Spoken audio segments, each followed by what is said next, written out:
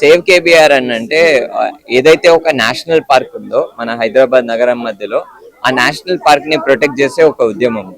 ఎందుకంటే ఇది ఉద్యమము ఎప్పుడో ఒక 10 రోజుల కిందటనో 15 రోజుల కిందటనో సోషల్ మీడియాలో స్టార్ట్ అయినది కాదు. 10 సంవత్సరాల నుంచి ప్రజలే సిటిజన్స్ ఫర్ హైదరాబాద్ అని ఒక ఫోరం ని నిర్మించుకొని, దాని తర్వాత సేవ్ కేబీఆర్ ఫోరం ని నిర్మించుకొని, కేబీఆర్ అడవి, అది నేషనల్ పార్క్ అంటే ఏదో ట్రాక్స్ ఉంటాయి, వాకింగ్ ట్రాక్స్ మీకు ఓన్లీ కొంత ఏరియాలోనే కనిపిస్తాయి, లోపల మొత్తము ఈకాలజికలీ రిచ్ ఏరియా ఉంటుంది. So it's a forest actually. ఆ ఫారెస్ట్ ని ప్రొటెక్ట్ చేయడం కోసం జరుగుతున్న మూవ్మెంటే సేవ్ కేబీఆర్.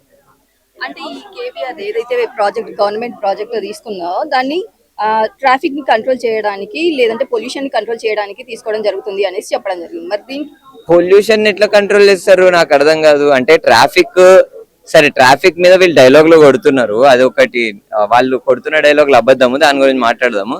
కానీ వీళ్ళ ప్రకారము పొల్యూషన్ ఎట్లా సాల్వ్ అవుతుంది? ఇప్పుడు వీళ్ళు కాంక్రీట్, ఫర్ ఎగ్జాంపుల్ వీళ్ళు ఎంత ఒక మ్యాసివ్ కాంక్రీట్ ని చేయబోతున్నారు, 6 ఫ్లైఓవర్లు కడుతున్నారు. 6 ఫ్లైఓవర్లు అంటే ఎన్ని టన్నుల కార్బన్ ని, ఎన్ని టన్నుల కాంక్రీట్ ని యూజ్ చేస్తారు, ఎన్ని టన్నుల స్టీల్ ని యూజ్ చేస్తారు. వాళ్ళు ఏమంటారు, మేము కాంక్రీట్ యూజ్ చేయము, స్టీల్ బ్రిడ్జ్లు కడతామన్నాడు. మరి స్టీల్ ఎక్స్ట్రాక్షన్ లో ఎంత కార్బన్ ఎమిషన్ జరుగుతుంది? ఇవన్నీ ఇంపార్టెంట్ ప్రశ్నలు. వీళ్ళు net zero, Telangana net zero అవుతుంది 2040 లోపు, అది దాని డైలాగ్ లో మాట్లాడుతారు కదా. మరి నెట్ జీరో ఎడిపోయింది. ఇవన్నీ ఏంటి టెక్నికల్ టర్మ్స్ చెప్పాలి, దీనికి ఆన్సర్ చెప్పాలి. ఎన్వైరన్మెంట్ మినిస్టర్ చెప్పాలి, కొండ సురేఖ గారు, లేకపోతే PCCF చీఫ్ చెప్పాలి, forest department head. So basically pollution అనేది కంట్రోల్ కాదు, ఇంకా వర్స్ అవుతుంది. ఎందుకంటే అంత మ్యాసివ్ కాంక్రీట్ లేకపోతే స్టీల్ డిప్లాయ్మెంట్ జరిగినప్పుడు టెంపరేచర్ లో చేంజెస్ వచ్చి అక్కడ ఉన్న ప్రిస్టీన్ ఏదైతే ఇకాలజీ ఉందో, ఏవైతే జీవరాశులు ఉన్నాయో అవన్నీ దెబ్బతింటాయి. ప్లస్ నేను జీవరాశుల గురించి పక్కన పెడదాం, సరే మనం ఆ పరిస్థితిలో లేము, విద్యకు పైసలు లేవు, వైద్యానికి పైసలు లేవు తెలంగాణ దగ్గర, జీవరాశుల గురించి తర్వాత మాట్లాడదాం. కానీ అక్కడ ఫ్లైఓవర్ రావడం వల్ల ఎవరైతే ర్యాపిడో డ్రైవర్లు ఉంటారో, ఓలా డ్రైవర్లు ఉంటారో, లేకపోతే స్విగ్గీ డెలివరీ బాయ్స్ ఉంటారో, వాళ్ళు బండి నడిపేటప్పుడు ఎంత వేడిని ఫేస్ చేస్తారు.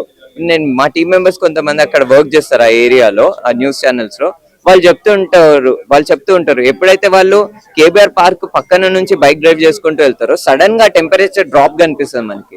అక్కడ మళ్ళీ ఒక పెద్ద ఫ్లైఓవర్ సేమ్ జరుగుతుంది, టెంపరేచర్ ఇంకా ఇంక్రీజ్ అయిపోతుంది, టెంపరేచర్ ఒక 2-3% ఇంక్రీజ్ అవుతుంది. అప్పుడు ఎవరు అక్కడ బాధ్యత? చనిపోతే. ఇప్పుడు ప్రభుత్వమే అఫీషియల్ గా హీట్ వేవ్ ని ఒక డిజాస్టర్ లెక్క ప్రకటించింది. మరి ఆ హీట్ వేవ్ వచ్చే పరిస్థితులు ఎందుకు క్రియేట్ చేస్తుంది?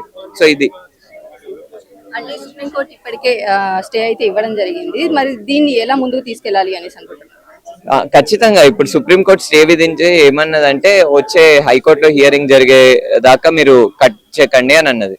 హైకోర్టులో హియరింగ్ జరిగినప్పుడు హైకోర్టు ఏం చెప్తుందో దాని అకార్డింగ్లీ మా ప్లాన్ ఉంటుంది. సార్ సేవ్ కేబీఆర్ ఏంటన్నా అసలు మొత్తం? సేవ్ కేబీఆర్ అనేది హైదరాబాద్ నడిబొడ్డులో ఉన్న వెస్ట్ జోన్ లో ఉన్న 400 ఎకరాల నేషనల్ ఫారెస్ట్. ఈ రోజు దాని చుట్టూ 6 జంక్షన్ల వద్ద ఫ్లైఓవర్లు అండర్ పాస్ వేసి అష్ట దిగ్బంధనం చేసి దాన్ని ఒక రకంగా దాని చావుకు కారణమయ్యే HCT ప్రాజెక్ట్ ని వ్యతిరేకిస్తూ ఈరోజు చేస్తున్నాం. మేము డెవలప్మెంట్ కి అగేన్స్ట్ కాదు, కానీ డెవలప్మెంట్ మోడల్ తప్పు అని మేము తెలియజేస్తున్నాం. ఇది తప్పు, దీనికి చాలా ప్రత్యామ్నాయాలు ఉన్నాయి, దీన్ని ఎలా చేయాలో మేము తెలియజేస్తాం. మీకు అర్బన్ ప్లానర్లు, సివిల్ ఇంజనీర్లు, ఎంతో మంది ఎన్వైరన్మెంటలిస్టులు ఉన్నారు. అంటే మా వైపు ఎటువంటి టైం స్పెండ్ చేయకుండా, మమ్మల్ని సంప్రదించకుండా, మా అభిప్రాయాలు సేకరించకుండా, మేము అడిగిన తర్వాత కూడా మా పైన తిరిగి కొంతమంది యువకులం చెట్లను నరకొద్దు, దీనిపైన స్టే ఆర్డర్ ఉందని వెళ్తే మా పైన కేసులు వేసినారు బంజారాహిల్స్ పోలీస్ స్టేషన్ లో.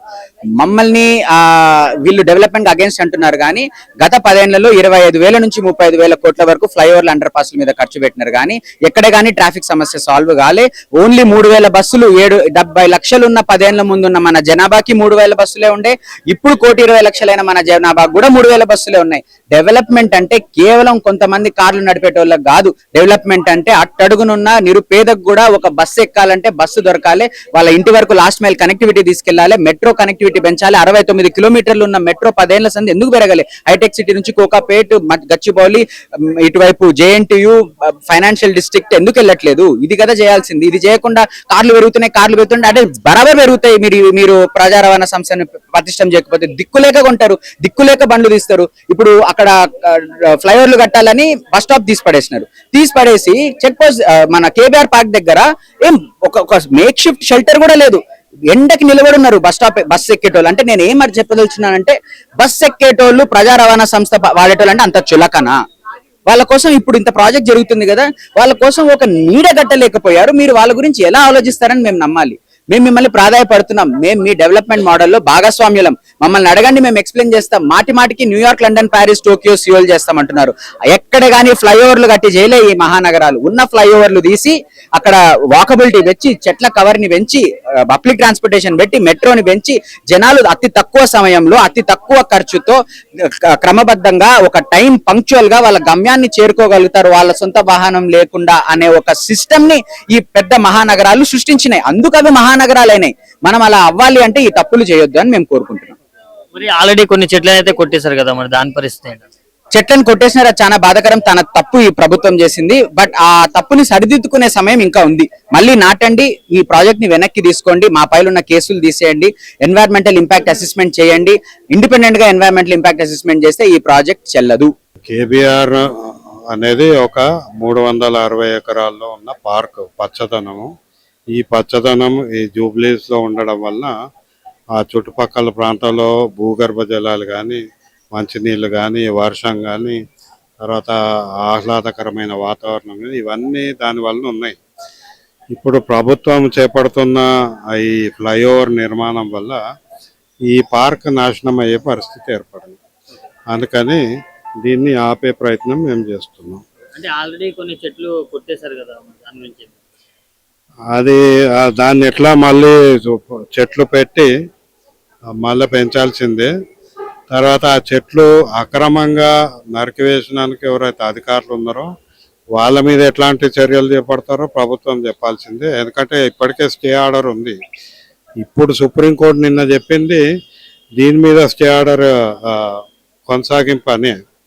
కాబట్టి ఈ స్టే ఉండంగా చెట్లను నరికివేసిన వారి మీద చర్యలు చేపట్టాల్సిన అవసరం ఉంది. అది ప్రభుత్వం చెప్పాలి ఏం చేస్తుంది మరి ఫ్లైఓవర్ కోసమే చేస్తున్నాం, డెవలప్మెంట్ కోసమే చెప్తున్నారు కదా, దాని గురించి అని అంటున్నారు. ఇది ప్రభుత్వము డెవలప్మెంట్ కొరకే అని చెప్తుంది, కానీ ఎవరి డెవలప్మెంట్ కొరకు?